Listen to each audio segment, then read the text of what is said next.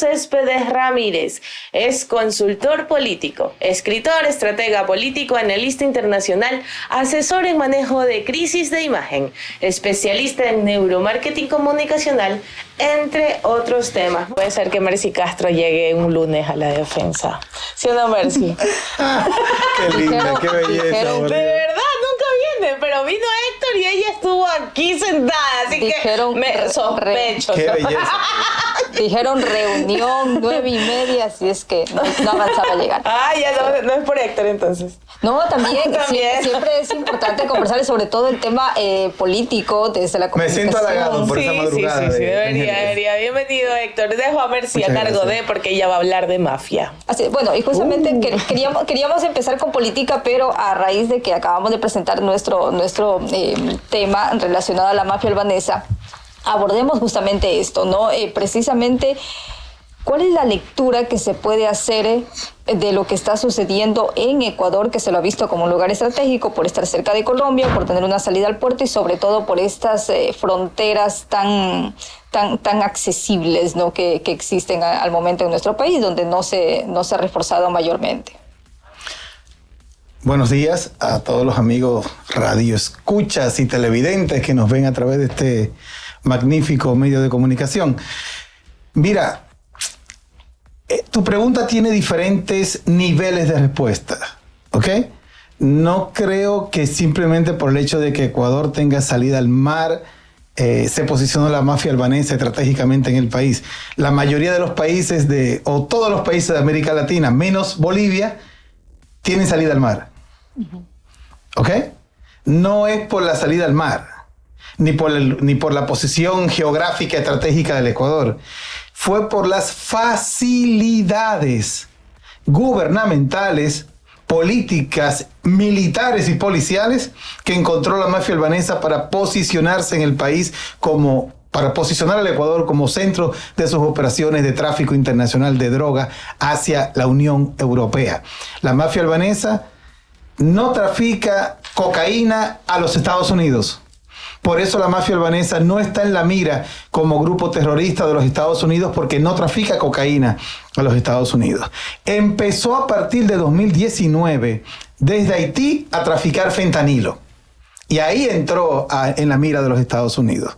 Pero han sido muy pocas las operaciones en Estados Unidos contra la mafia albanesa, porque la mafia albanesa no opera en Estados Unidos.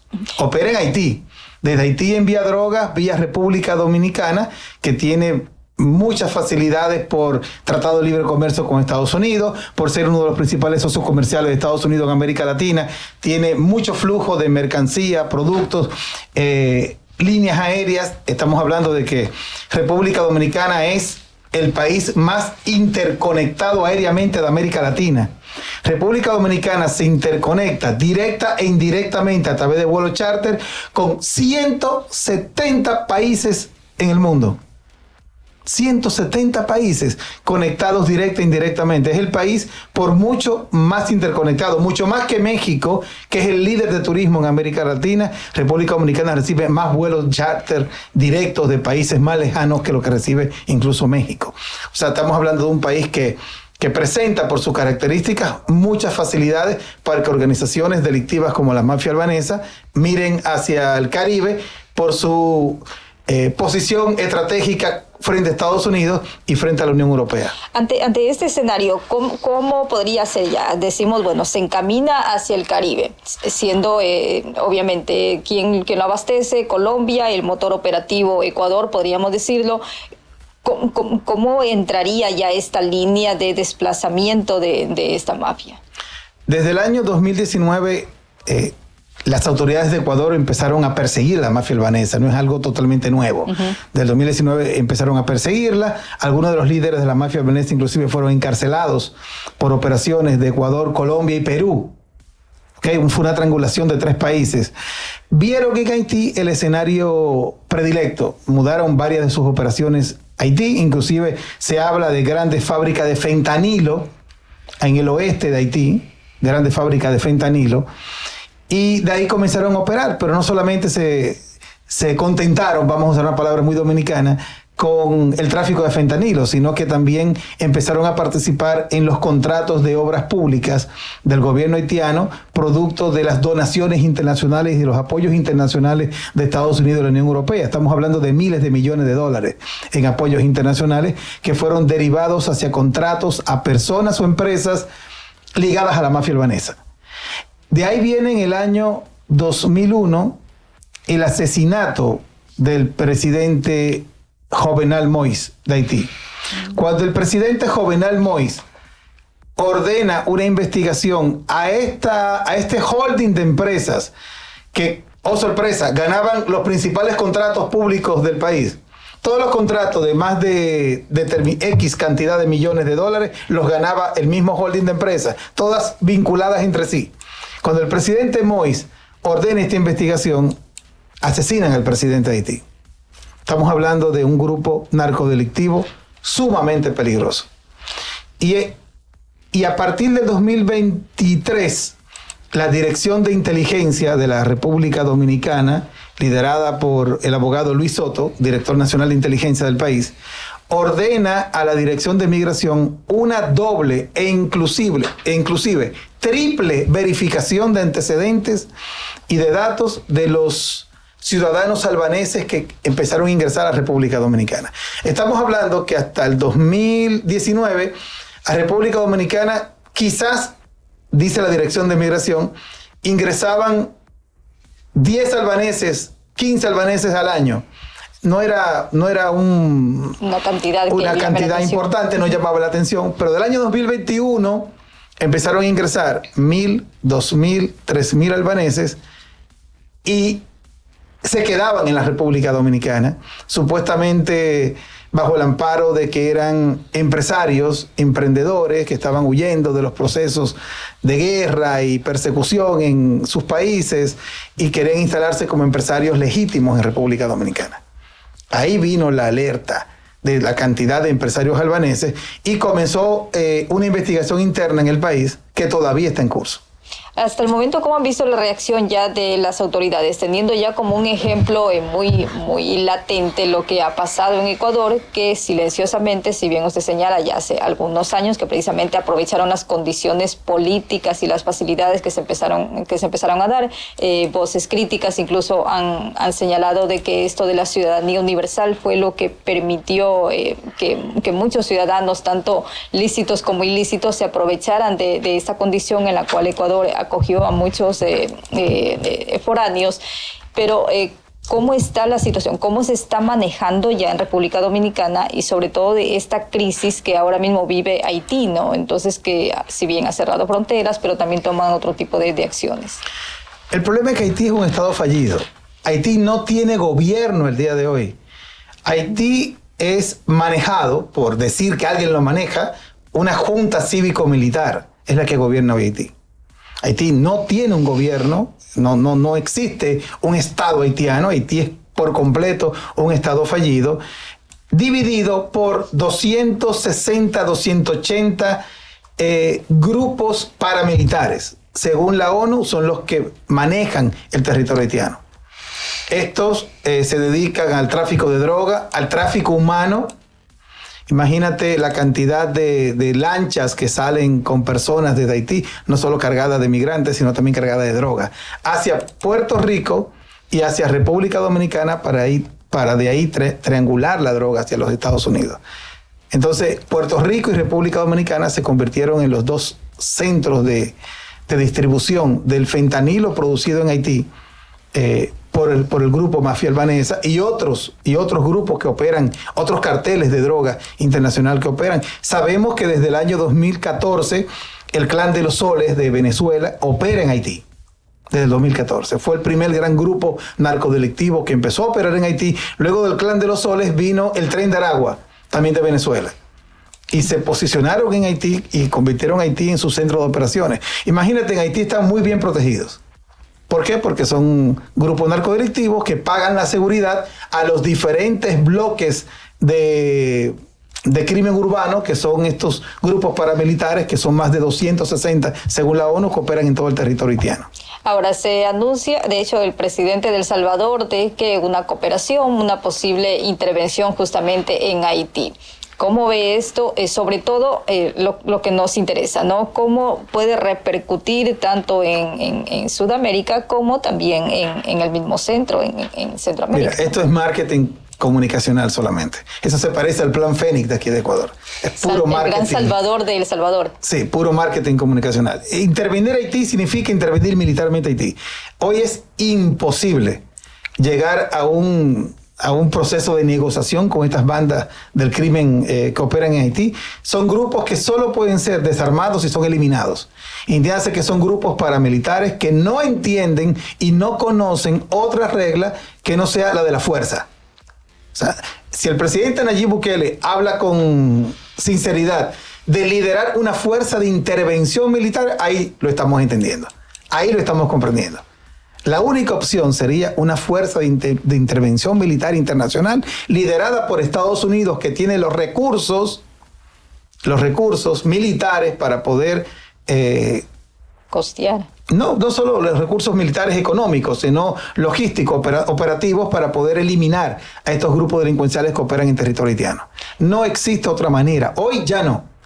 Digamos que hasta el 2021, que eran pequeños grupos, que eran grupos pequeños de operaciones terrestres que operaban y manejaban los territorios haitianos, se podía quizás llegar a una negociación. Ya hoy no. Hoy es imposible. Hoy es como tratar hoy es como hablar de pacificación de los carteles de droga o de droga de México. Ya no es posible pacificar los carteles de droga de México. Los carteles de droga mexicanos hoy tienen más paramilitares que las Fuerzas Armadas de México. Entonces ya hoy no es posible. Y justamente acaba de mencionar el Plan Fénix. Regresemos a Ecuador, que en realidad es regresarnos a Ecuador para hablar de un plan como Estado, pero que al final termina siendo igual una ramificación de Latinoamérica, ¿no? Porque cada acción que tome cada país es lo que termina dando condiciones de mejora o empeoramiento de los países vecinos. El Plan Fénix ha sido cuestionado y justamente hace pocos minutos en nuestras noticias hablábamos de cómo se contradice el mismo gobierno con cifras que se dan en cuanto a las tasas de homicidio, y sin embargo otro tema también de que preocupa es de que el gran número de operativos termina apresando a algunos ciudadanos, pero una tasa mínima que no llega ni a un 5% son quienes están procesados por terrorismo. Falló este Plan Fénix, nunca existió, como dicen otras fuerzas políticas. Perdón, solo el 3.6% de los detenidos han sido procesados por terrorismo. ¿Por qué? Porque la mayoría son ciudadanos que han sido apresados en operativos en las calles, pero ¿qué le han encontrado? ¿Dónde están las pruebas presentadas a la Fiscalía para que la Fiscalía pueda presentar ante los juzgados y poder condenarlos? ¿Dónde están las pruebas? No hay prueba contra la mayoría de estas personas.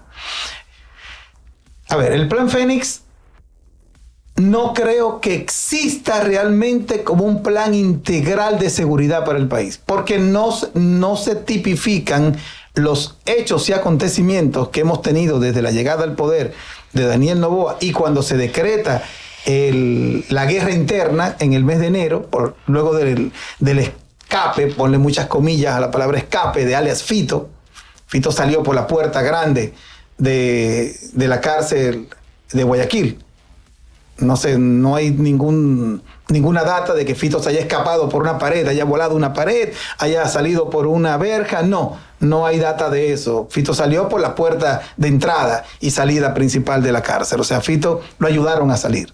Y no se sabe ni siquiera cuándo salió el Fito. Así es. Algunos hablan de que salió el 25 de diciembre. Y se dieron cuenta el 15 de enero. Estamos hablando de un hecho grave. El preso más protegido de este país, el preso número uno, el enemigo público número uno, salió de la cárcel y nadie se dio cuenta. Nos recuerda el caso de Pablo Escobar en la catedral allá en Colombia, en Medellín. El caso de Pablo Escobar en la catedral de Envigado. La cárcel, la famosa cárcel de Pablo, así era la cárcel de Fito. Salió cuando él quiso salir. Mira, el Plan Fénix... A ver, en Ecuador pasó lo que ha pasado en todos los países que han sacado a los militares a la calle.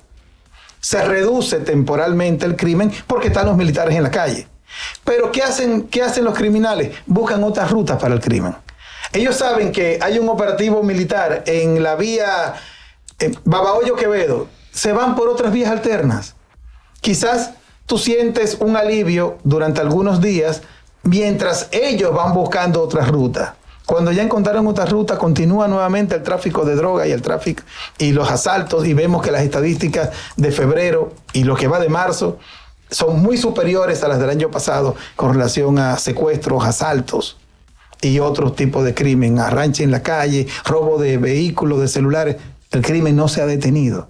Entonces el gobierno dice que ha arrestado 13,000 terroristas, pero judicializado 241 hasta el día 10 de marzo. 241 apenas de 13,600 terroristas que dice el gobierno que ha detenido. 241 apenas han sido judicializados. ¿Y cuántos de esos han sido condenados? De esos 241, menos del 10% han sido condenados. Ahora, al no existir un plan claro, que ya mismo yo creo que el mismo gobierno lo va a terminar admitiendo, el ampliar y las estadísticas que no ayudan mucho, y ampliar este estado de excepción, ¿qué debía hacer el gobierno en lugar de ampliarlo? Quizás a reunirse, revisar cifras, mejorar datos, o quizás armar nuevas estrategias. ¿Qué es lo que debe hacer? O aprovechar este tiempo mientras rige los 30 días más. Angélica, decir la verdad siempre es el mejor camino. Estoy totalmente convencido que si el presidente Daniel Noboa le hubiera hablado al país y le hubiese dicho la verdad sobre el estado de la seguridad, el estado de la economía, con cifras reales, y hubiese planteado un programa a 6 meses para tener resultados en 6 meses, no solo hubiera sido creíble, sino que prácticamente todo el país lo hubiera apoyado. Pero empezaron a manipular las cifras, empezaron a manipular los hechos, hablando de guerra interna. La propia definición de la palabra guerra no cabe en lo que está pasando en Ecuador, porque no hay un frente combatiendo contra el Estado. O sea, el Estado está en las calles volcado a parar grupos delincuenciales, pero que no son grupos delincuenciales que están reconocidos como grupos armados. No sé si entiende por dónde voy. No es la guerrilla de la FARC. Así es. No es el M-19, que eran grupos armados organizados que estaban luchando contra el Estado. No, esta gente no está luchando directamente contra el Estado. Esta gente son... Tomándose el territorio. Tomándose territorios. Esta gente está tomándose territorio, como hace el crimen organizado en todas partes del mundo. No es el caso de Ecuador. Un enemigo silencioso. En todas partes del mundo, estos grupos delincuenciales se toman territorios, operan esos territorios y administran esos territorios. Pero a estos grupos tampoco les interesa pelear contra el Estado.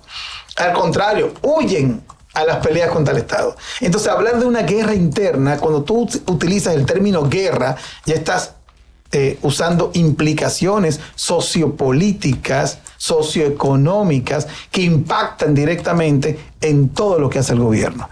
Por eso baja el riesgo país, pero no aumenta $1 la inversión extranjera en Ecuador. ¿Por qué no tenemos inversión extranjera? ¿Se han preguntado eso? Porque ningún inversionista serio va a venir a un país en estado de guerra primero. Porque es el propio gobierno que está diciendo que Ecuador está en estado de guerra. Es el propio Estado que está vendiendo esa teoría. Entonces, ¿qué inversionista serio va a venir a un país en estado de guerra? Y segundo, ¿qué inversionista serio va a venir a un país con 7 reformas tributarias en los últimos 6 años? Nadie, ¿entiende? Ningún inversionista internacional serio en ningún sector de la economía va a ir a invertir a un país con 7 reformas tributarias en los últimos años. Lo que menos quiere un inversionista internacional es que le cambien las reglas de juego en el camino. Y Ecuador eso es lo que ha hecho constantemente. Por eso Ecuador es un contraimán, un retroimán para ahuyentar inversión extranjera. Es el país que más ahuyenta inversión extranjera. Estamos a nivel de Haití en inversión extranjera, señores. Estamos a nivel de lo peor de América Latina en inversión extranjera. Mientras otros países están recibiendo 13,000 millones de dólares como Chile, 9,000 millones de dólares como Panamá, 8,000 millones de dólares anuales como República Dominicana, Ecuador recibe menos de 100 millones de dólares de inversión extranjera y poquísima inversión foránea. Veamos las áreas que más crecieron en la inversión local, en la inversión nacional en los últimos años. El sector inmobiliario. El sector inmobiliario está totalmente estancado en este momento. Proyectos importantes que mueven la economía, muy pocos en el país. A todo esto, entonces podríamos decir de que una vez más el mismo Estado ecuatoriano es quien está generando condiciones para que los únicos que sigan haciendo inversiones mal habidas justamente sean estas estructuras delincuenciales. Mira, no quiero calificar en ese sentido al gobierno. Yo creo que el presidente tiene buena voluntad, pero está demasiado presionado por las elecciones del 2025. El presidente no quiere dar resultados, el presidente quiere ser popular, no importante. Como decía Sir Winston Churchill, necesitamos hombres y mujeres que quieran ser útiles, no importantes. El presidente no quiere ser útil, el presidente quiere ser popular. El presidente no quiere ser reconocido o no quiere tomar las medidas que el país realmente requiere para poder salir de este bache, porque es un gran bache. No vamos a salir de la crisis, tenemos que salir del bache en este momento. ¿Por qué? Porque está tomando medidas populistas pensando en las elecciones del 2025. A todo esto de que justamente se está pensando ya en las próximas elecciones más que en lo que debe hacerse ahora, quizás le ha mejorado todo esto de decir el Plan Fénix está funcionando, justamente estos golpes al narcotráfico que se han dado con investigaciones de año y medio, de hace 2 años que se han iniciado y que la gente solamente lo que quiere ver resultados, ¿no? Y justamente ver resultados de que hay importantes decomisos de alcaloide. Hay algunos cuantos presos, pero básicamente personal obrero se podría decir, y quizás esto el presidente sale y dice, caso Purga, caso Metástasis, el gobierno lo ha hecho. Entonces este doble discurso y estas coincidencias hace que se eleve el nivel. Mira, no creo que haya mucha gente que crea que el gobierno es responsable a través del Plan Fénix, del caso Purga o del caso Metástasis. Son casos puntuales de la fiscalía. Sí, pero el gobierno lo puede decir, pero al final queda mal. ¿Por qué? Porque al final la gente se da cuenta. Y al final del camino, los resultados lo contradicen. Es como cuando Daniel Noboa dice, hemos creado 63,000 nuevos empleos, pero hoy hay un informe del IES que dicen que han perdido entre los meses de febrero y lo que va de marzo, 13,600 afiliaciones. ¿Dónde están los 63,000 nuevos empleos? Claro. O sea, ¿cómo tú lo mides? ¿En qué sector se han creado? No me diga que en el sector productivo, no me diga que en el sector turístico, hombre. ¿En qué sector se han creado 63,000 nuevos empleos? ¿Dónde están las afiliaciones al IES? Porque si no están afiliados al IES, no son empleos entonces. No son empleos reales, no son empleos productivos. Estamos hablando de precarización laboral si no están afiliados al IES. ¿Dónde están esos empleos? ¿Cómo lo podemos cuantificar? O sea, hay un gran plan de comunicación. El gobierno tiene un talentosísimo secretario de comunicación. Claro. O sea, hay un plan, pero de comunicación. Pero un plan estratégico, real. Hay un plan, pero de comunicación. Por supuesto, hay un gran plan, pero de comunicación. Y lo que vemos es un gran presupuesto de comunicación, pero no vemos resultados. La economía no tiene resultados. Los ministros, la mayoría están más perdidos que Gilligan en su isla. ¿Recuerdan la serie La Isla de Gilligan? Pues estos ministros están más perdidos que Gilligan y sus compañeros en la isla. En todo en toda esta trama, se puede decir, una consulta popular que ya está a un mes de ejecutarse, en donde ya empiezan a levantarse algunas voces por el no, pero que obviamente se siembra esa narrativa de la importancia de esta consulta popular. ¿Es realmente una intención de mejorar la situación en seguridad y empleo, o realmente esto va a ser lo que catapulte y defina la postulación de Daniel Noboa? ¿Tú recuerdas cuántas consultas populares hemos tenido desde el año 2007 que llegó Rafael Correa al poder? ¿Recuerdas cuántas? 11 consultas populares. ¿Qué se ha resuelto en Ecuador a partir de la primera consulta popular que se hizo en el 2008? Así es. ¿Qué se ha resuelto? ¿Cuántos problemas ha resuelto el país con consultas populares? Ninguno. El país sigue como el cangrejo, caminando hacia atrás. O sea, es como aquella canción de Juan Luis Guerra, la guagua va en reversa. Pues el país va en reversa. Lamentablemente, esa es la ruta que hemos tomado. Un país que va en reversa, un país que no tiene resultados, que se está quedando atrás, un país que no invierte en nuevas tecnologías, en nuevos emprendimientos, un país que no produce investigación, Sí, un es país real. que no invierte en investigación. Y como no se invierte en investigación, no estamos produciendo patentes. Mira, si analizamos la historia de los países más exitosos en el mundo, nos encontramos que no hay un solo país exitoso en el mundo productor de materia prima. Claro. No hay. Los países hoy más exitosos y con mejor economía son países que producen patentes, no materia prima.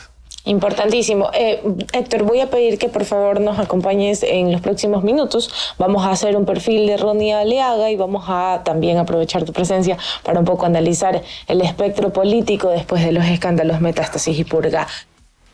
Amigos, como saben, nosotros estamos haciendo un seguimiento exhaustivo de los perfiles de estos personajes que han llegado a hacer noticia últimamente a propósito del caso Metástasis y también ahora del caso Purga. Una degradación absoluta de nuestro sistema de justicia y político que ha envuelto a varios personajes. Uno de esos personajes es el asambleísta ex asambleísta Ronnie Aliaga.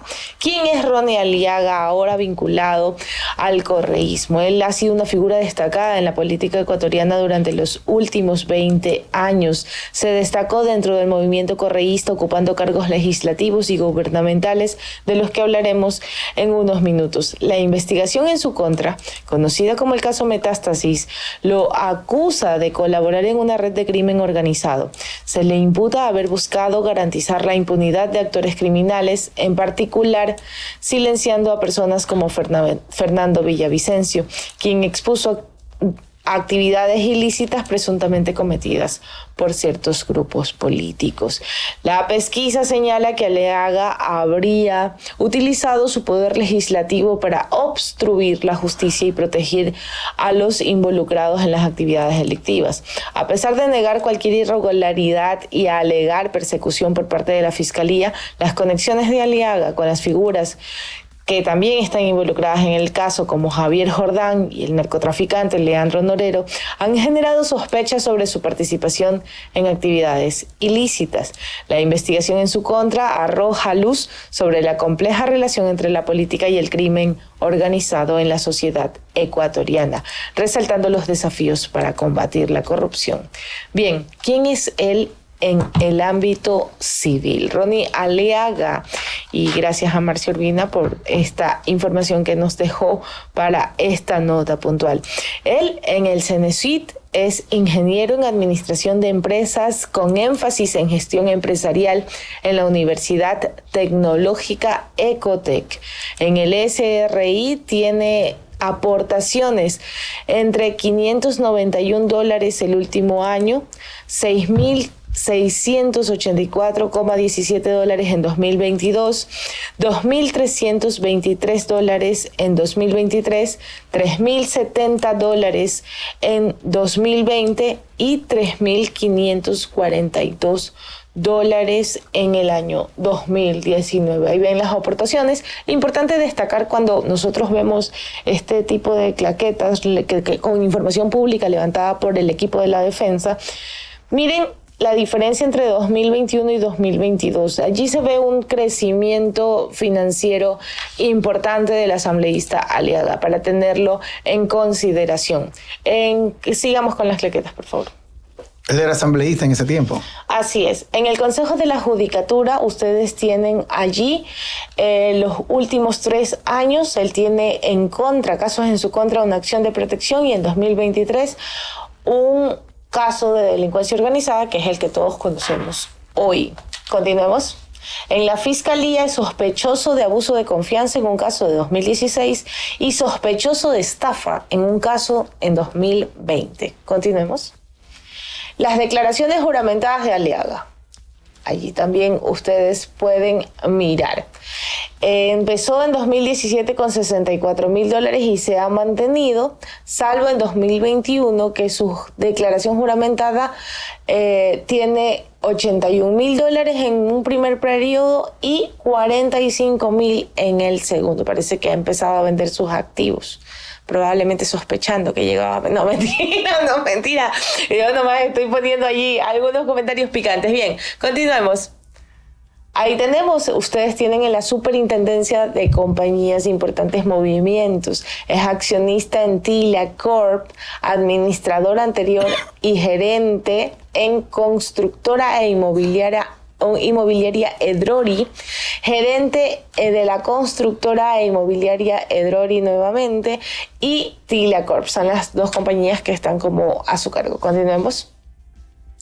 Bien, él es el ex asambleísta y hoy investigado en el caso Metástasis y Purga, Ronnie Aliaga. Importante que sepan, queridos defensores nuestros, que nuestros perfiles completos de esta investigación están en una lista de reproducción en nuestro canal de YouTube, así que ustedes pueden allí ver, acudir a todos los perfiles. ¿Quiénes son las caras de Metástasis y Purga? Pues nosotros se los contamos a diario aquí en La Defensa y mientras llevamos coyuntura. Cerramos el tema por allí. Héctor Céspedes. Hemos visto a una fiscal provincial, a dos exasambleístas, porque también tienes a Pablo Muentes del lado del Partido Social Cristiano, y con ello una desvirtualización de la política, de la figura, del manejo, porque estamos hablando de palabras mayores, porque nosotros los periodistas estábamos acostumbrados a hablar de corrupción, pero en los últimos meses ha sido incesante la prominencia de los titulares de crimen organizado y su relación con los tentáculos de la política y el sistema judicial. ¿Cómo nos deja esto ante el mundo, Héctor? Mira, el caso de Ronnie Aliaga no es un caso único en la política ecuatoriana. Fueron muchos los jóvenes que se dejaron cautivar por la invitación que le hizo el expresidente Rafael Correa para participar en el Estado. Fueron muchos, cientos, miles quizás en el país entero. El caso de Ronnie Aliaga, cuando te digo que no es un caso particular, quiere decir que no es un caso que deba asombrarnos. Claro. En un momento determinado, para el año 2008-2009, el país aplaudía la cantidad de jóvenes que habían ingresado al Estado. Pero luego, año 2015-2016, vimos cómo esos jóvenes que llegaron al Estado, prometiendo cambiar el país, se convirtieron en los nuevos ricos del Ecuador. ¿Por qué? Porque encontraron instituciones donde realmente era muy fácil robar, porque no existían controles y porque la Contraloría General del Estado estaba en otra cosa menos en fiscalizar las instituciones públicas.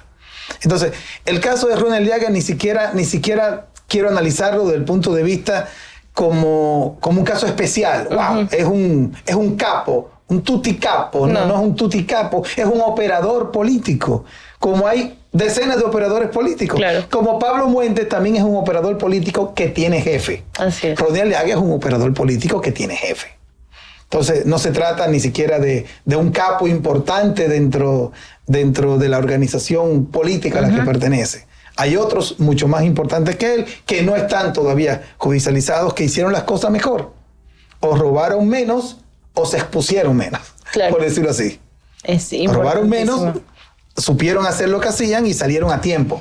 Yo creo que uno de los capos más importantes del correísmo lo vimos la semana pasada en la Comisión de Fiscalización. ¿Quién? José Pepe Serrano. Creo que cuando hablamos realmente de capos políticos en este país, y ese señor anda libre y suelto, sin nadie que lo persiga, me parece que las cosas no andan bien. Lo que estamos haciendo mucho ruido con operadores medianos. La verdad que el posicionamiento político real de un tipo como Ronnie Aliaga no es importante en la organización. No representa jerarquía en la estructura política del país ni de la organización a la que pertenece.